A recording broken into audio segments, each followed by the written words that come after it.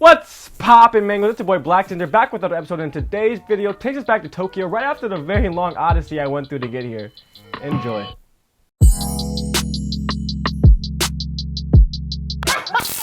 Oh, it's not that bad. It's not that bad. It's not that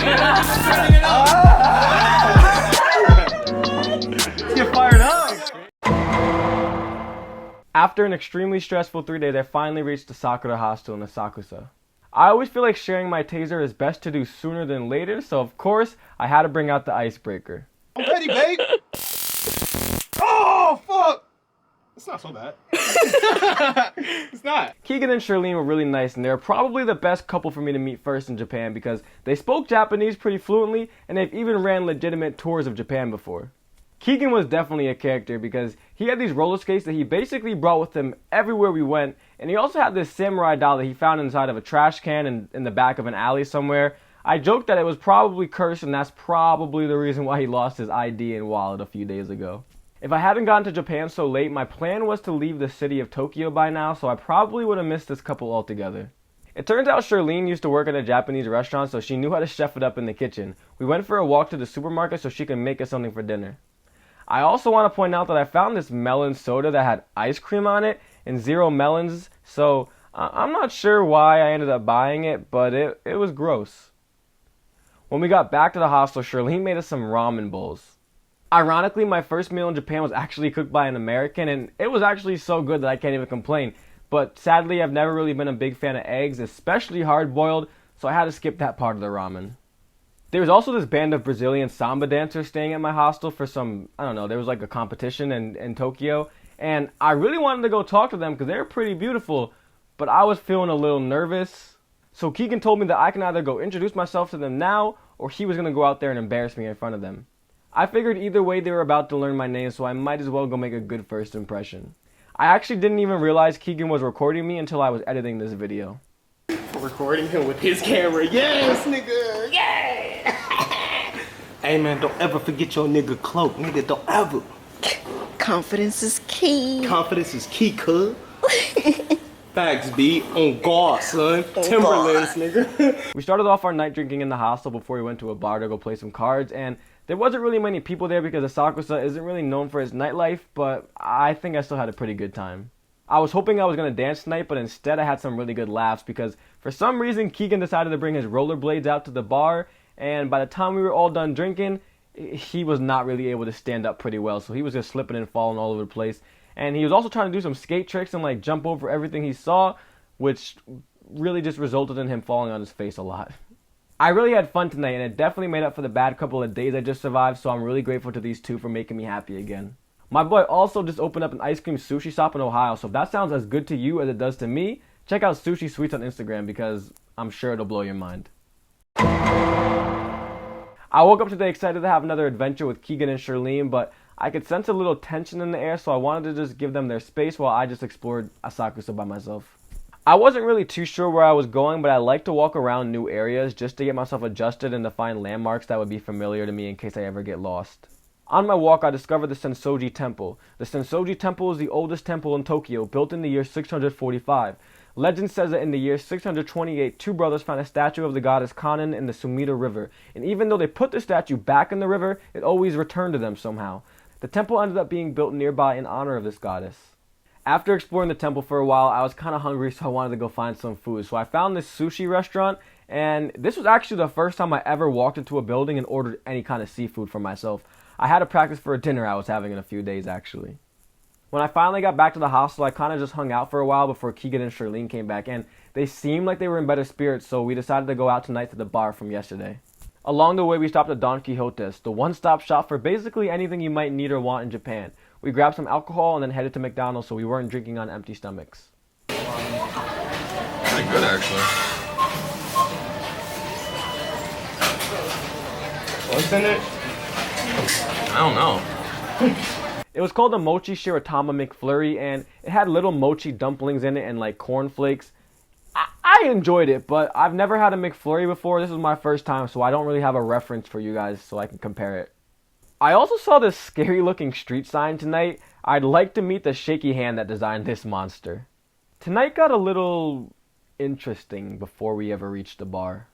So on our way to the bar, it was pretty obvious that Keegan and Shirlene were going through something because the mood was nothing like yesterday. We had so much fun yesterday, but today they were barely even talking to each other. I just wanted to have fun tonight, and I figured that since they helped me last night, maybe I could help them tonight. So all I really wanted to do was make Keegan laugh because I figured if he was laughing, then maybe we'd all feel better. The two of them were arguing a lot, and we were moving pretty slowly on our way to the bar.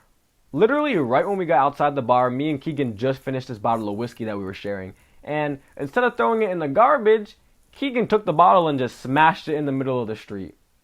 His girlfriend did not like that, and I think this might have been the last straw for her because she said something to Keegan and just walked back to the hostel by herself. I don't know, maybe this situation escalated because of me, but I'm not really too sure. That's kind of just how I interpreted it. I'm the one who bought the whiskey for him, so I felt like it was my fault that he broke the bottle. And, in my opinion, I feel like for me, alcohol makes me feel better sometimes, so I thought it would do the same for him, but I realize now that, everyone reacts differently, so I gotta keep that in mind for future references. And Keegan was having a pretty bad night, so I didn't think going to the bar and drinking more was the best idea right now, so I just wanted to get us back to the hostel where I knew we'd both be safe. The plan sounded a lot easier than it ended up being. So Keegan didn't want to go back to the hostel unless his girlfriend was here, and I didn't think his girlfriend was going to come back unless he stopped acting like this, and he was just too drunk to get anything done at this point. So the adventure to get my new friend home started now, and this was definitely going to be hard because I've never been in charge of a drunk man before. It's usually me being taken care of, so this was definitely going to be a change of pace. 3 important things happened along the way, so I'm not really going to walk you through the entire night. First of all, it was pretty hard just to get Keegan to walk. He really didn't want to do anything without his girlfriend, but I knew the only way for him to work it out was to get him home.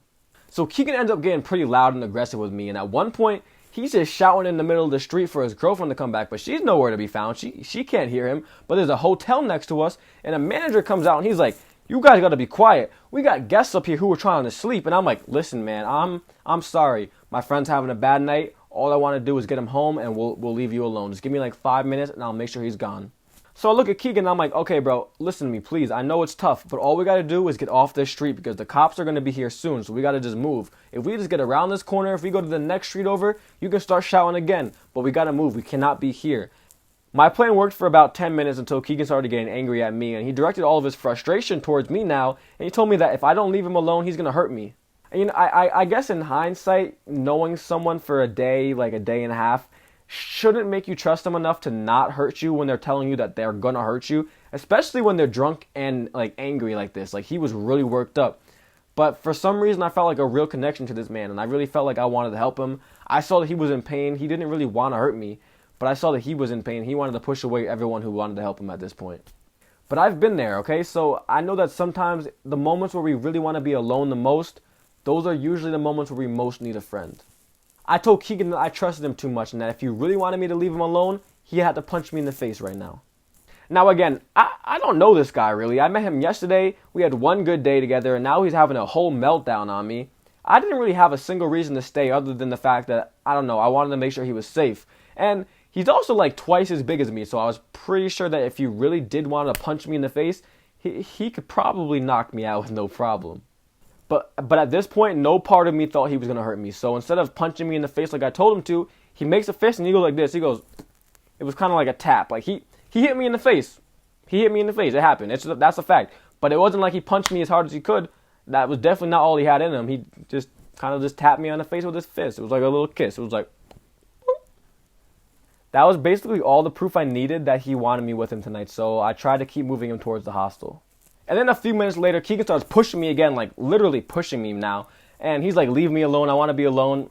Of course, I'm not listening to him when he says any of this. But he's like, "Leave me alone." He's pushing me. And, okay, so I walk a few steps ahead. I'm like, "Keegan, bro, let's go. Like, come on, bro. We're almost home. Let's just keep going. We're almost there." This man, literally, this is how it happens. This man looks at me. He starts screaming. He's like, "Ah!" Like, this man's going Super Saiyan, bro. I'm a little drunk, so I'm confused, really. Like, I don't know what's about to happen, but this man goes Super Saiyan mode.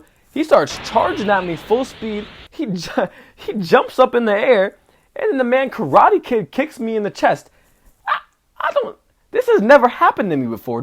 I really wasn't sure how to react to this. No one's ever kicked me in the chest before, so I was kind of laughing too hard to be mad at him. And also, like, he was drunk, so I don't know. I don't think it was like his full power, but when he kicked me, I kind of took like a step back. I stumbled a little bit, but he ended up falling on the floor. So I don't really think he did the kick correctly, to be honest. So I couldn't be mad at him. This was too funny of a moment for me to be mad at somebody. I got kicked in the chest by a random man I met yesterday, but whatever, bro. It was funny. It was jokes to me. We eventually found our way back to the hostel, and it felt like we were walking for like an hour probably. Like, this man dragged it out, and it was only like supposed to be maybe a 15-minute walk, but we dragged it out for like an hour.